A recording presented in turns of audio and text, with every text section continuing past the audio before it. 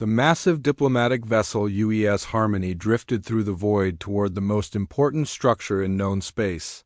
Ambassador Lisa Carter stood at the observation deck, watching the Galactic Council station grow larger with each passing moment. The station was a marvel that defied imagination, a spinning wheel of metal and crystal that stretched for miles in every direction. Thousands of docking ports dotted its surface like small eyes, each one designed for a different species with different needs and different ships. Lisa had spent 20 years preparing for this moment. She had studied every known alien language, memorized the customs of dozens of species, and practiced diplomatic protocols until they became second nature. Yet standing here now, watching the station fill their viewport, she felt the weight of representing all of humanity pressing down on her shoulders. This was first contact on the grandest scale possible, and everything had to go perfectly. Captain Jake Morrison walked up beside her, his military bearing evident in every step. He carried himself like a soldier even in his diplomatic dress uniform, and his eyes constantly scanned their surroundings for potential threats. The captain had been chosen specifically for this mission because of his experience with hostile situations. Though everyone hoped his skills would not be needed, Ambassador. We need to discuss the security protocols again, Jake said, his voice carrying the tension he tried to hide. I still don't like the idea of going in there completely unarmed. My job is to protect you, and I can't do that if I don't have any weapons. Lisa turned to face him, understanding his concern but knowing there was no choice in the matter. The rules are absolute, Captain. Every species that enters the council halls must surrender all weapons and scanning devices. No exceptions have ever been made, and they won't make one for us. Dr. Amy Rodriguez looked up from her portable lab station where she had been reviewing biological data on the species they would encounter. She was the team's xenobiologist, chosen for her expertise in alien physiology and her ability to read the subtle signs of distress or aggression in non-human species. Her work would be crucial in understanding the reactions of other delegates to humanity's presence. The disarmament policy makes sense from a diplomatic standpoint, Amy said, adjusting her glasses as she spoke. When you have hundreds of species, with different concepts of what constitutes a weapon, the safest approach is to ban everything. Some species consider certain sounds to be weapons, others view specific colors as aggressive displays. Lieutenant Paul Bennett, their communications specialist, finished his final check of the translation equipment they would be allowed to bring. He was younger than the others but had proven himself exceptional at learning alien languages and understanding the nuances of interspecies communication. His ability to prevent misunderstandings could be the difference between successful diplomacy and interstellar war. Translation systems are all green, Paul reported. I've loaded the diplomatic protocols for 43 different species. The system should be able to handle real-time translation for any species we encounter, though some of the more exotic forms of communication might require manual interpretation. The ship's intercom crackled to life with the voice of their pilot. Attention diplomatic team, we are beginning our final approach to docking Bay 77 Alpha. Please prepare for security screening and customs inspection. All personnel should be ready for immediate departure upon docking. Lisa took a deep breath and gathered her team around her. Remember, we represent all of humanity today. Every word we speak, every gesture we make will be recorded and analyzed by dozens of species. We need to show them that humans are reasonable, peaceful, and worthy of membership in the galactic community. The docking process was smooth, handled by automated systems that guided their ship into the massive bay. Through the viewport, they could see the bay was enormous, easily large enough to hold 100 ships their size. Other vessels were docked nearby representing species from across the galaxy. Some ships were sleek and crystalline, others were organic-looking masses that seemed to pulse with their own life, the airlock sealed with a soft hiss, and the outer door opened to reveal their first alien contact. 3 figures stood waiting for them, each one more impressive than Lisa had imagined. The tallest was clearly a Vexthari, standing nearly 8 feet tall with a chitinous exoskeleton that gleamed under the station's lights. Its four arms moved with mechanical precision, and its compound eyes seemed to take in everything at once. Beside the Vexthari stood a being that could only be described as living crystal. The Zephyrion delegate was humanoid in shape, but composed entirely of what looked like translucent blue stone. Light passed through its body in strange patterns, and when it moved, it created a soft musical tone that was almost hypnotic. The third figure was the most alien of all. The Mercall appeared to be swimming through the air, its body undulating as if moving through water. Gills along its neck opened and closed rhythmically, and its large eyes tracked the human delegation with obvious curiosity. "Welcome to Nexus Prime Station," the Vexthari said. Its voice translated through speakers built into the docking bay. "I am Security Chief Vexthan. You must surrender all weapons, scanning devices, and recording equipment before entering the council halls. This is not negotiable." Captain Morrison stepped forward, his hand instinctively moving toward his sidearm before he remembered the protocols. "We understand the requirements. We have 3 ceremonial sidearms and standard scanning equipment to surrender." He removed his weapon and placed it on the inspection table, followed by Lisa and Paul doing the same with theirs. The security screening was thorough beyond anything they had experienced.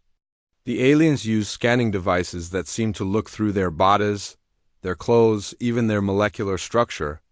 Every item they carried was examined, tested, and catalogued. The process took nearly an hour, and Lisa could feel the tension building in her team. "Your scanning equipment is particularly sophisticated," Vexthan noted as he examined their devices. "Many species would consider these to be weapons of surveillance." "They are purely for scientific observation," Dr. Rodriguez explained. "We use them to monitor biological signs and ensure we don't inadvertently offend anyone through ignorance of their physiological needs." The Zephyrian delegate chimed in, its voice like wind through crystal caves. "Your species is unknown to us. We have received only basic information about humans. Many delegates are curious about your capabilities." Lisa noticed something in the way the alien said curious that suggested it meant something more than simple interest. There was an undertone of caution, perhaps even concern. She filed this observation away for later consideration. Finally, the security screening was complete, and they were cleared to enter the station proper. The corridors were a masterpiece of engineering with different atmospheric zones for different species.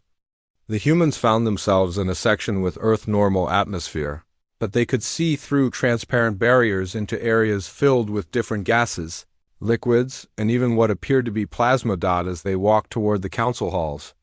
Lisa noticed how other species reacted to their presence. Some stared openly, others quickly looked away. A few seemed to deliberately change their path to avoid walking near the human delegation.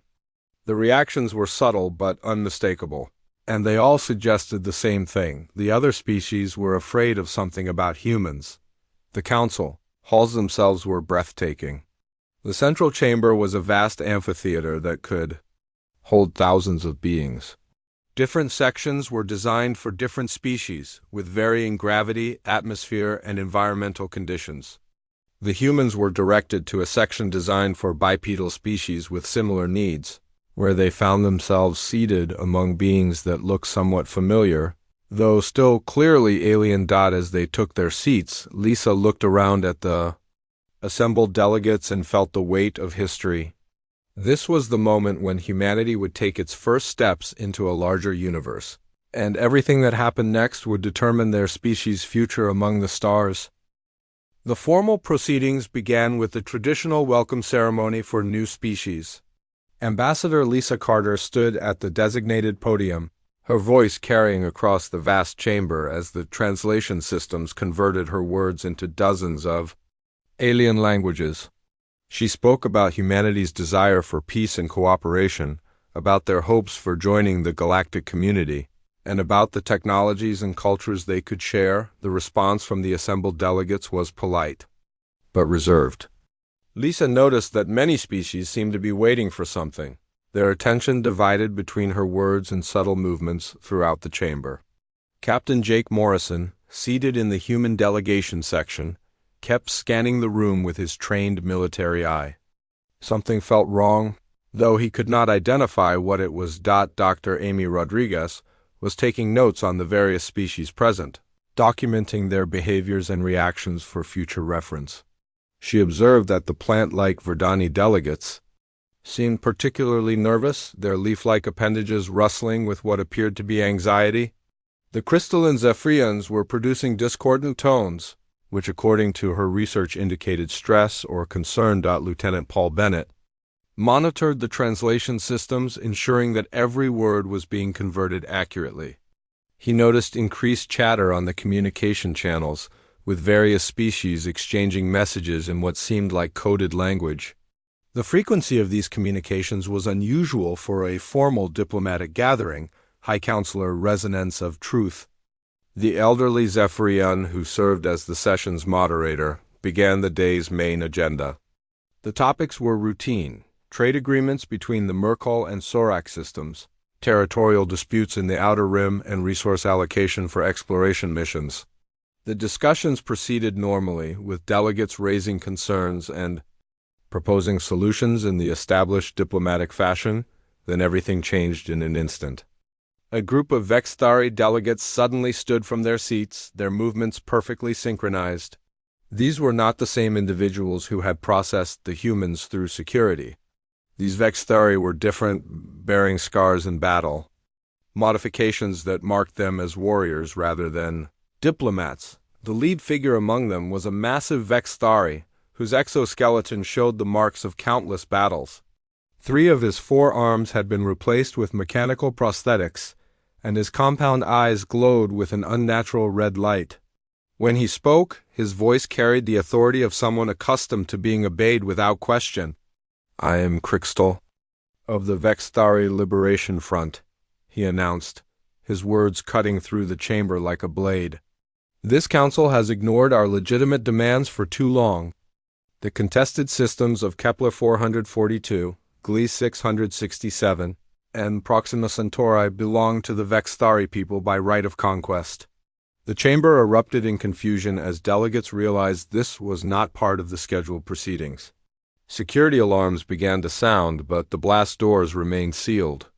The station's automated systems seemed to be malfunctioning, leaving the delegates trapped in the chamber with the armed rebels.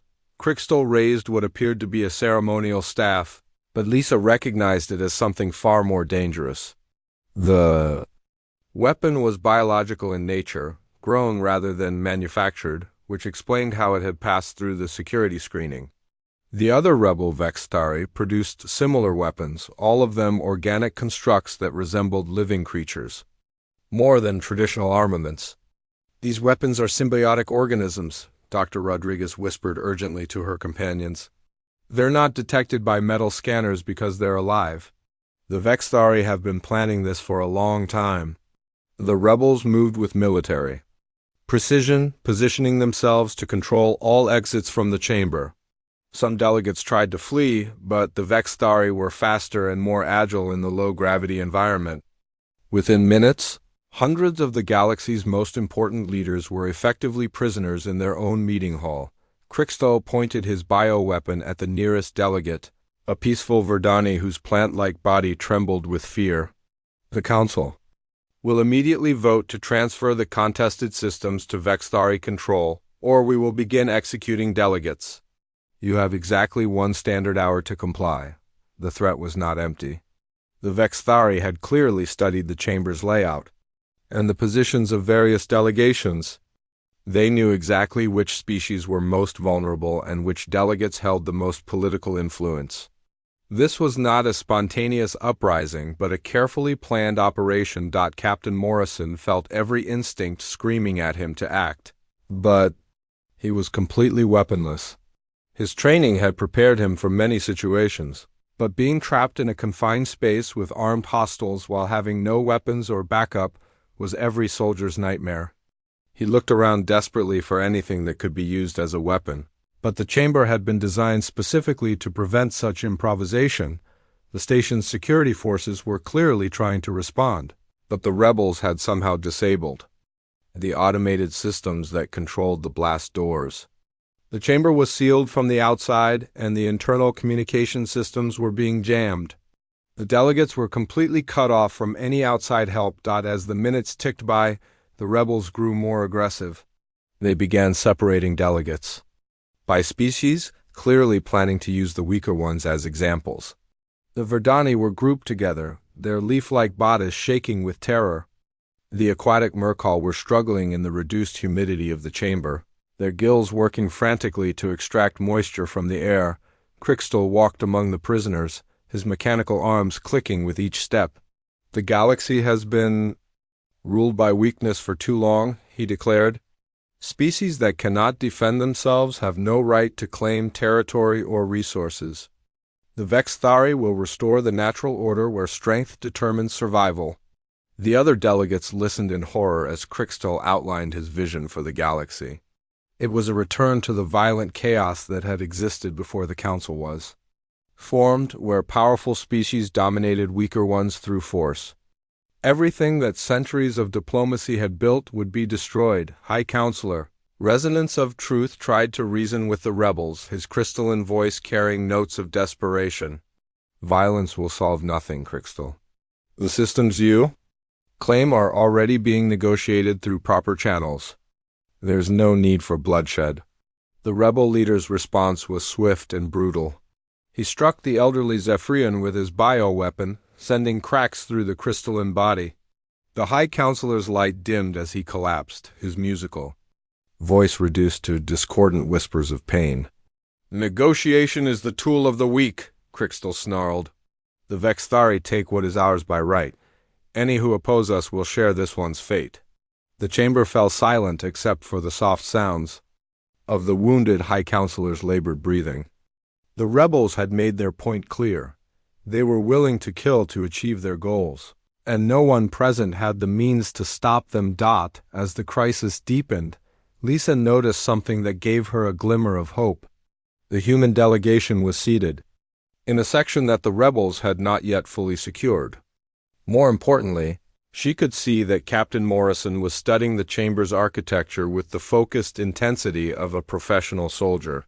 Even without weapons, he was looking for opportunities. Dr. Rodriguez was also working, her scientific mind analyzing the rebels' bioweapons and looking for weaknesses. Lieutenant Bennett was quietly testing the communication systems, trying to find a way to contact the outside world. The humans were not giving up. Even in this seemingly hopeless situation, the rebels continued their threats, but Lisa realized that their plan had a fundamental flaw. They had assumed that all species would react to violence the same way, with fear and submission. But humans had evolved differently, and their response to threats was not always what others expected. The countdown continued, and the fate of the galaxy hung in the balance. The countdown had reached 30 minutes when Captain Jake Morrison made his first move. While other delegates cowered in their seats or pleaded with the rebels, he was studying the chamber with the cold calculation of a career soldier. His eyes traced the architectural details, the ventilation systems, the decorative elements that other species saw as merely ornamental. Dr. Amy Rodriguez watched the captain's subtle movements and understood what he was doing. She began her own analysis, but from a different angle. Her scientific training helped her see patterns that others missed. The bioweapons the rebels carried were impressive, but they were still biological entities with limitations and weaknesses.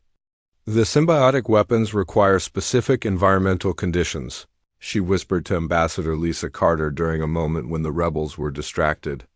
"They're sensitive to certain frequencies and chemical compounds. If we could create the right conditions, we might be able to disrupt their function." Lisa nodded slightly, her diplomatic training helping her maintain a calm exterior while her mind raced through possibilities. She had spent years learning to read people, to understand their motivations and find ways to influence them. These skills were not limited to peaceful negotiations. Lieutenant Paul Bennett was working on a different problem entirely. The communication jamming was sophisticated, but it was designed to block standard alien technology. Human communication systems operated on slightly different principles, and he thought he might be able to find a way through the interference. The rebels were becoming more aggressive as their deadline approached. Crystal selected a Verdani delegate, one of the plant-like beings whose species was known for their peaceful nature and inability to fight back. The cruel choice was deliberate, designed to demonstrate that no one was safe from their violence. "This is your final warning," Crystal announced, his bioweapon aimed at the trembling Verdani. "Transfer the contested systems to Vexthari control, or watch your colleagues die one by one." That was when Captain Morrison acted. He did not charge forward like a hero in an action movie. Instead, he did something the rebels had not expected. He started talking to the other delegates, moving slowly and carefully through the chamber while appearing to simply check on the welfare of his fellow prisoners. "The lighting system above us is designed to accommodate different species," he said quietly to a group of Zephyrian delegates. "Your people can control crystal resonance, right? If you could create a specific frequency at the right moment, it might disrupt their weapons." The Zephyrians looked at him with surprise. Most species in crisis situations became paralyzed with fear or tried to negotiate. They had never encountered anyone who immediately began organizing resistance efforts. Dr. Rodriguez was having similar conversations with the Merkel delegates. "Your breathing apparatus can be modified to create dense vapor clouds," she explained. "If we time it right, we could provide cover for coordinated movement." The aliens began to understand that the humans were not giving up. More importantly, they were not asking others to take the biggest risks. Instead, they were finding ways for each species to contribute their unique abilities to a larger plan. Lisa was working on the most dangerous part of the strategy. She needed to get close to the rebels to understand their positioning and timing. Her diplomatic immunity gave her some protection, but she was still taking enormous risks. "Crystal," she called out, her voice carrying the authority of someone accustomed to being heard. "As the representative of a new species, I request the right to address your demands directly." The rebel leader turned his attention to her, clearly intrigued by her boldness. "You are from the species called humans, are you not? We have heard interesting things about your kind. What have you heard?" Lisa asked, genuinely curious about the answer. "That you are dangerous in ways that are not immediately obvious," Crystal replied. "That your species has unusual methods of solving problems. Some say you should never have been allowed into the council halls at all." Lisa felt a chill as she realized the implications of his words. The other species were not just curious about humans, they were actively afraid of them. The disarmament policy was not just standard procedure. It was specifically designed to neutralize whatever threat humanity represented, but she could not think about that now. She had to focus on buying time for her team to organize their improvised resistance. "My people value negotiation over violence," she said. "Perhaps we can find a solution that satisfies your needs without unnecessary bloodshed." While Lisa kept the rebels distracted, Captain Morrison was putting his plan into motion. He had identified several key elements in the chamber that could be used as weapons or tools. The ceremonial decorations were made of materials that could be shaped into projectiles. The architectural features included structural points that could be used for leverage or cover. Lieutenant Bennett had found a way to send a brief signal through the communication jamming. He could not call for help, but he could coordinate the actions of different groups throughout the chamber.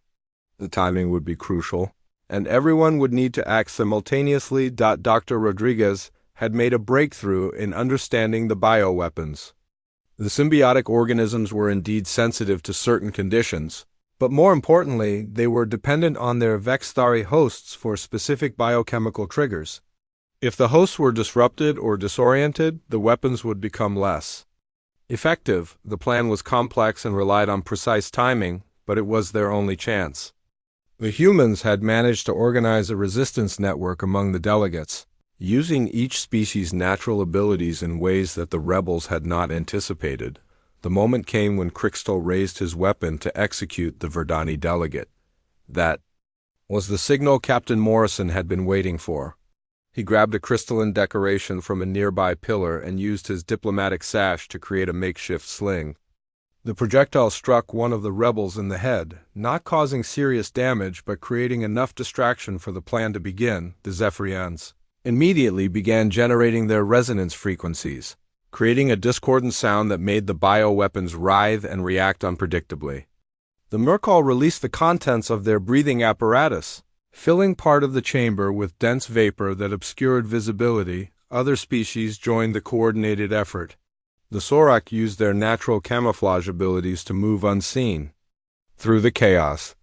The remaining Verdani released spores that irritated the Vextari respiratory systems. Even the wounded High Counselor contributed by using his failing crystalline body to create light patterns that confused the rebels. Compound eyes, the rebels found themselves facing something they had not prepared for: organized resistance from species they had assumed were helpless.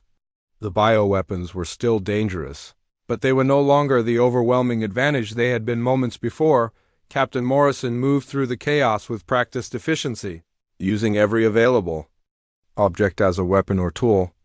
He fashioned a spear from a broken pillar, created smoke bombs from chemical compounds in the emergency medical supplies, and used his knowledge of alien anatomy to target the rebels' weak points. The battle was not one-sided.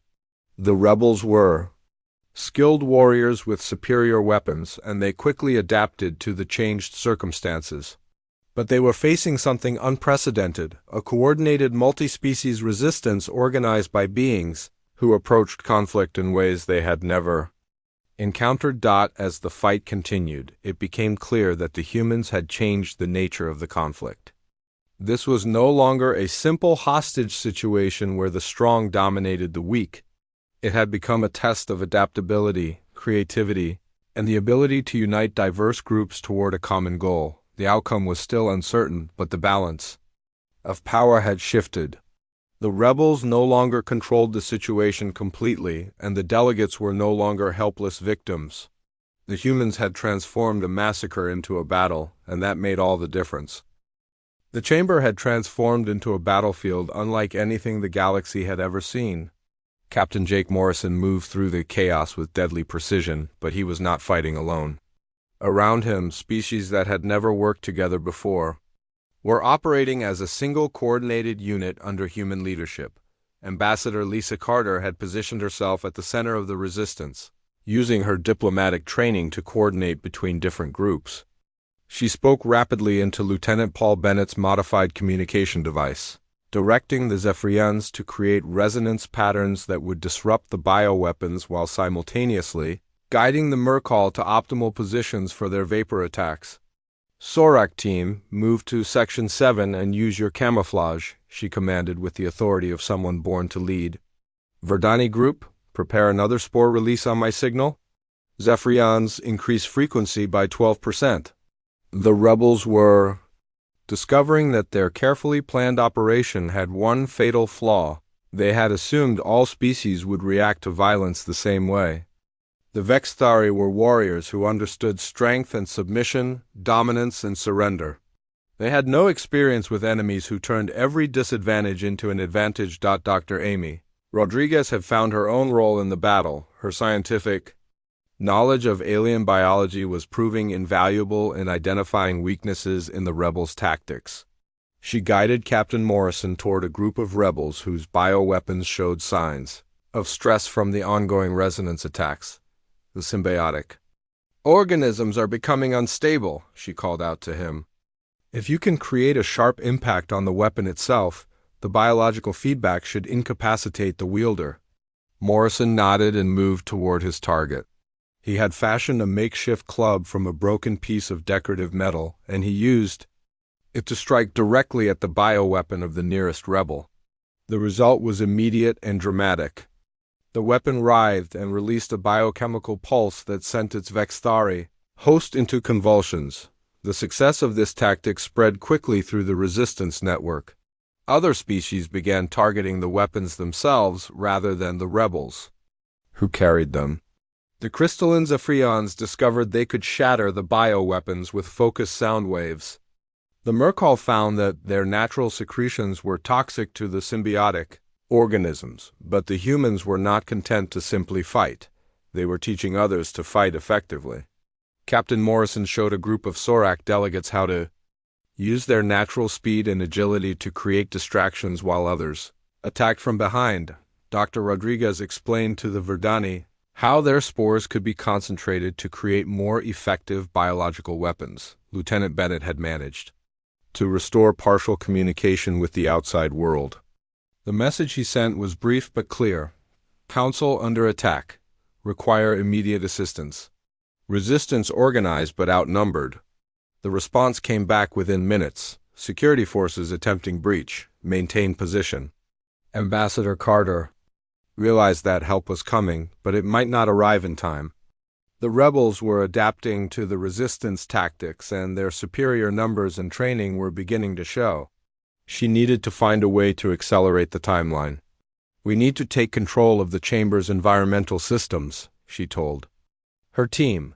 If we can manipulate the atmosphere, lighting, and gravity, we can create conditions that favor us over the rebels. This was thinking on a scale that impressed even the most advanced alien species. The humans were not just fighting a battle, they were attempting to control the entire battlefield.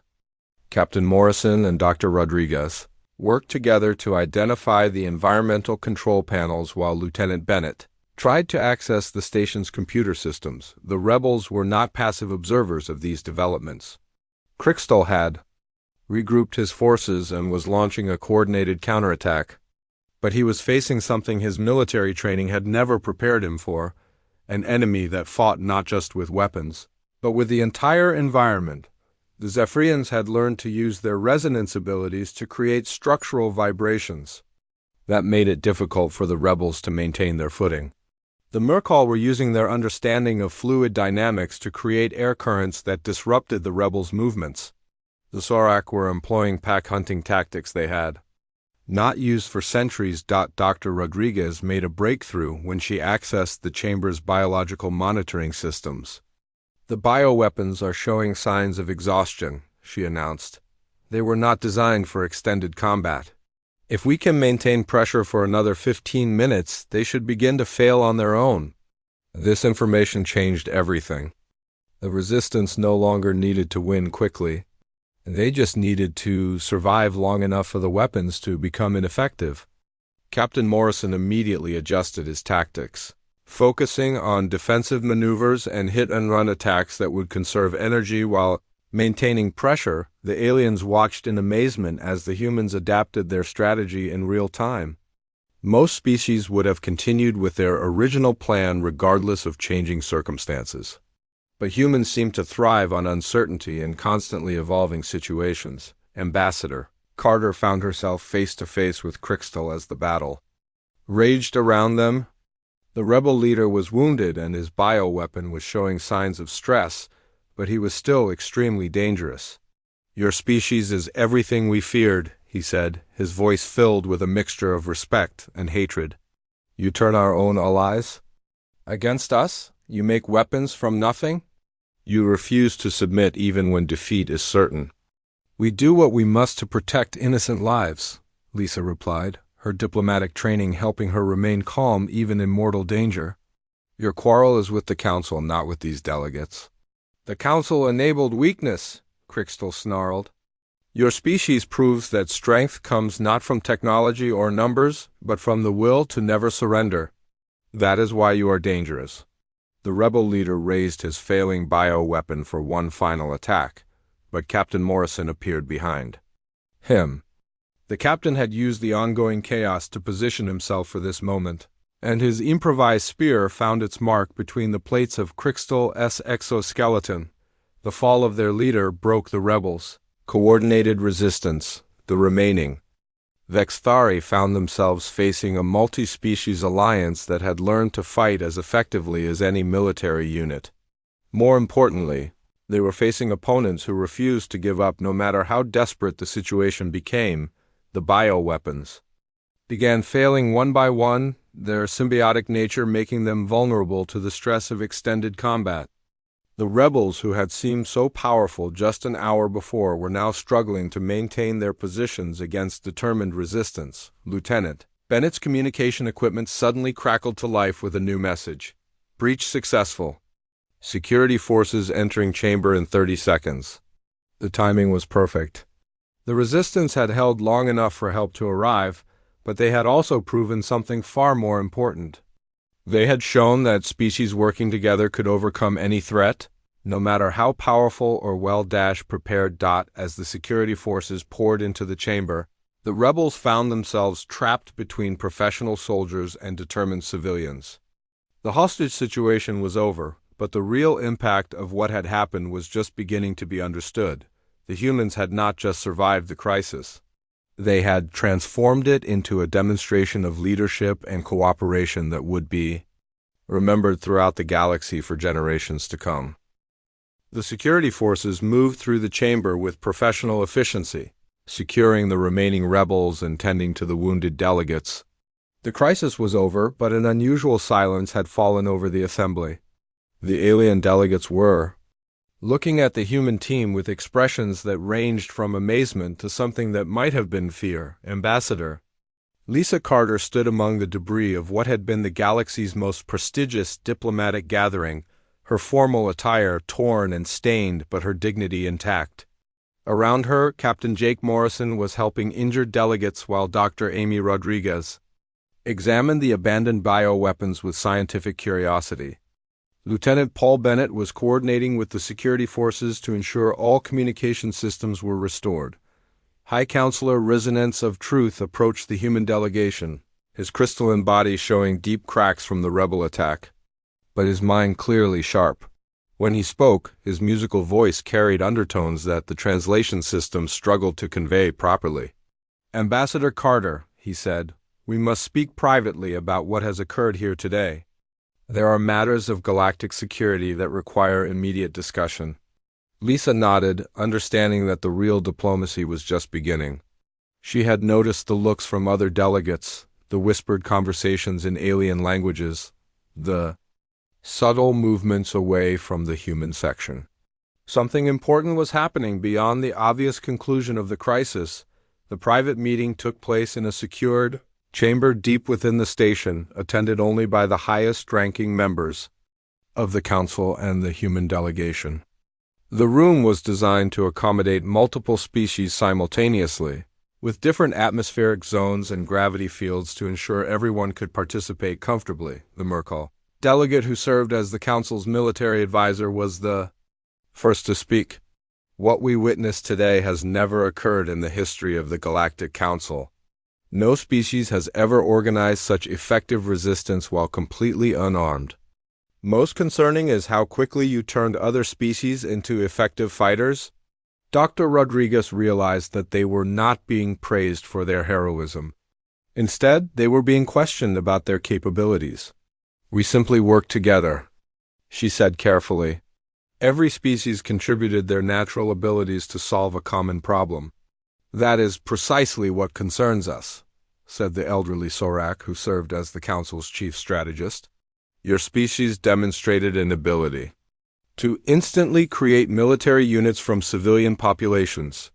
You turned ceremonial decorations into weapons, architectural features into tactical advantages, and peaceful delegates into coordinated fighters."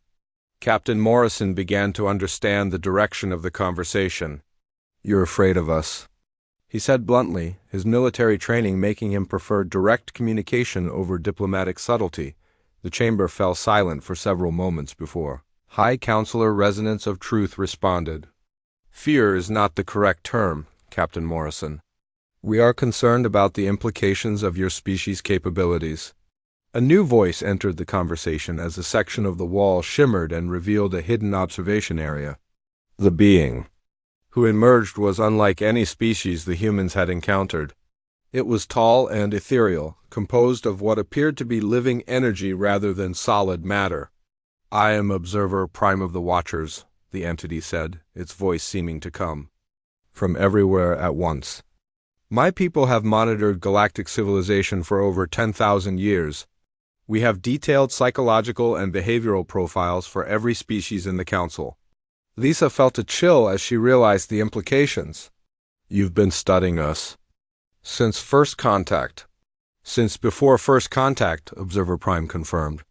Your species presents unique challenges to galactic stability. You are persistence hunters evolved from a world where survival required constant adaptation. You form pack bonds with other species instantly. You view any obstacle as a problem to be solved rather than an insurmountable barrier. Dr. Rodriguez was fascinated despite the ominous tone of the conversation. That sounds like it would make U.S. valuable allies, or the most dangerous enemies the galaxy has ever faced, the Sorex strategist replied. Your species' history is filled with examples of rapid technological advancement driven by warfare. You have never encountered a problem you did not attempt to solve through violence, diplomacy, or innovation. The truth was finally emerging. The humans were not being welcomed into a peaceful community of equals. They were being evaluated as a potential threat that needed to be carefully managed. The disarmament policy was not standard procedure. It was specifically designed to limit human effectiveness, Captain. Morrison's training helped him see the military implications immediately. You're telling us that every species in the Council has been briefed on human capabilities. We're not. New members, we're potential enemies under observation. Not enemies, High Counselor Resonance of Truth said quickly. But your species requires special consideration. What happened today proved our concerns were justified. You turned a hostage situation into a military operation, using nothing but improvised weapons and borrowed abilities from other species. Lieutenant Bennett had been quiet during the discussion, but now he spoke up with a question that cut to the heart of the matter. How many other species have you subjected to this level of scrutiny? The answer came from Observer Prime, and it shocked everyone in the room. None. In 10,000 years of galactic civilization, no species has ever required this level of analysis. Most species develop along predictable paths. They become warriors, traders, explorers, or pacifists. Humans appear to be all of these. Simultaneously, the implications were staggering. Humanity was not just another species joining the galactic community. They were something unprecedented in the galaxy's history. A species whose very nature challenged the established order. Ambassador Carter finally understood why the other delegates had seemed afraid during the arrival ceremony.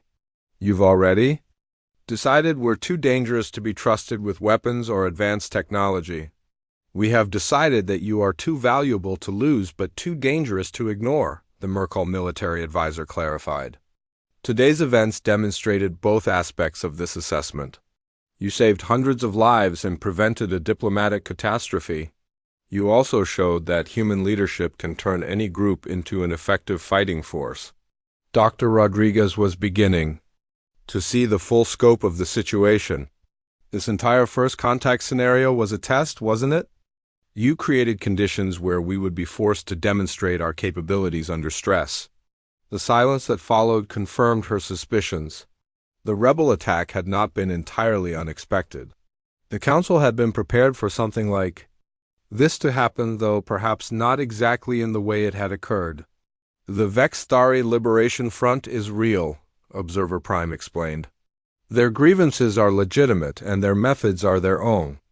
But we knew that their extremist faction was planning some form of action during the first human diplomatic session. We allowed events to proceed because we needed to observe human responses under genuine stress. Captain Morrison felt a surge of anger at the manipulation, but his military discipline helped him control his reaction. So, we were laboratory subjects in your experiment. You were potential members of a community that needed to understand your true nature, High Counselor Resonance of Truth replied. The results of today's test will determine how humanity is integrated into galactic civilization.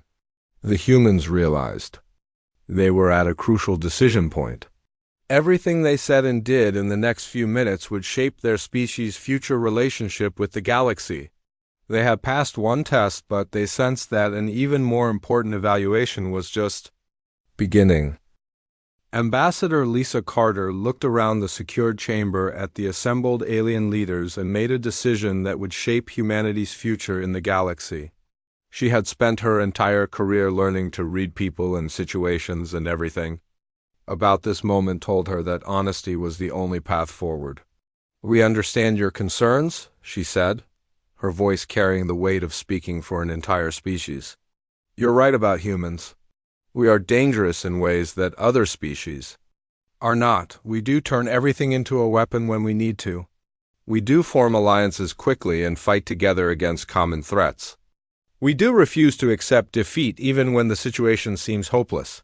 The alien delegates listened with careful attention as she continued. But you're also wrong about something important. You assume that these traits make us a threat to peaceful species. What happened today should have shown you the opposite. Captain Jake Morrison stepped forward to support her statement. We didn't fight to conquer or dominate anyone. We fought to protect delegates who couldn't protect themselves. We didn't try to take control of the station or impose our will on others. We organized resistance to save lives. Dr. Amy Rodriguez added her own perspective to the discussion. Your evaluation focused on our capacity for violence, but you missed our motivation for using it. Humans are dangerous to those who threaten the innocent. We're protective of those who can't protect themselves. That's not the same as being aggressive conquerors. Observer Prime seemed to consider their words carefully before responding. Your point is noted, but it does not address the fundamental concern. Your species has the ability to rapidly militarize civilian populations. This capability could destabilize the careful balance that maintains galactic peace. Lieutenant Paul Bennett had been analyzing the political implications of everything they had learned, and he saw an opportunity to reshape the conversation. You're treating this as if it's a problem that needs to be solved. What if it's actually a resource that the galaxy needs? The question caught the alien delegates off guard. They had been so focused on the potential threats that they had not considered the potential benefits of human capabilities. High Counselor Resonance of Truth was the first to understand the suggestion. You are proposing that human military coordination abilities could be used to defend the galaxy rather than threaten it, he said, his crystalline voice carrying notes of surprise and intrigue. Ambassador Carter seized on this opening. The galaxy has been peaceful for centuries, but today proved that threats still exist. The Vexthari rebels weren't the first extremist group, and they won't be the last. When the next crisis comes, wouldn't you rather have humans on your side? Then wondering what we might do? The Mercall military advisor was nodding thoughtfully. The resistance you organized today was more effective than our professional security forces. You turned panicking civilians into a coordinated fighting unit in minutes. Such capability could be invaluable in defending against future threats. But the Sorek strategist remained cautious. The same abilities that make you valuable defenders could make you unstoppable aggressors. How can we trust that humans will always use their capabilities for protection rather than conquest? Dr. Rodriguez had spent years studying different species, and she understood that this question went to the heart of galactic civilization. Because that's not who we are, she said simply. Look at our history. Humans have fought countless wars, but our greatest achievements have always come from cooperation. We built our civilization by working together, not by one group dominating all others. Captain Morrison offered a more practical perspective. Trust is earned through actions, not words. Today we had the perfect opportunity to take control of this station. We were armed, organized, and had the element of surprise. Instead, we focused on stopping the rebels and protecting civilians. Judge us by what we did, not what we might do. Observer Prime had been silent during this exchange, but now he spoke with what seemed like grudging respect. Your species continues to surprise us. Most would have responded to our revelations with anger or demands for better treatment. Instead, you acknowledge your dangerous nature and offer to use it in service of galactic security. The conversation was interrupted by an urgent communication from the main chamber. The wounded High Counselor was needed for the formal conclusion of the crisis, and all delegates were being recalled to witness the official response to the rebellion. As they returned to the main chamber, Lisa noticed that the atmosphere had changed dramatically. The other delegates no longer avoided the humans or whispered nervously when they approached. Instead, many species were actively seeking them out, expressing gratitude for their actions during the crisis. The formal session that followed was unlike any in the Council's history. Instead of simply condemning the rebels and returning to normal business, the delegates voted to create a new position within the galactic government, Director of Emergency Response. The position was designed for someone who could coordinate multi-species defensive efforts. During future crises, when the vote was complete, High Counselor Resonance of Truth stood to address the Assembly. The events of today have shown us that the galaxy faces new challenges that require new solutions. We need leaders who can turn chaos into order, who can unite diverse species against common threats, who can find strength in what others see as weakness. The formal announcement was presented with all the ceremony befitting such a historic moment. The Galactic Council hereby offers Ambassador Lisa Carter of Earth the position of Director of Emergency Response, with full authority to coordinate defensive efforts across all member species. The humans were stunned by the unexpected offer. They had come to the station as supplicants seeking membership in the galactic community. Now they were being offered a leadership position that would make them responsible for defending that community. Lisa looked at her team and saw the same mixture of pride and responsibility in their faces that she felt in her own heart. On behalf of humanity, I accept this position. But I want to make one thing clear: humans will remain unarmed in the Council. Halls during normal sessions. The delegates murmured in confusion until she explained her reasoning. Not because you don't trust us with weapons, but because we don't need them to be effective. Today proved that human strength comes not from our technology or our weapons, but from our ability to bring out the best in others. Captain Morrison smiled as he understood her strategy.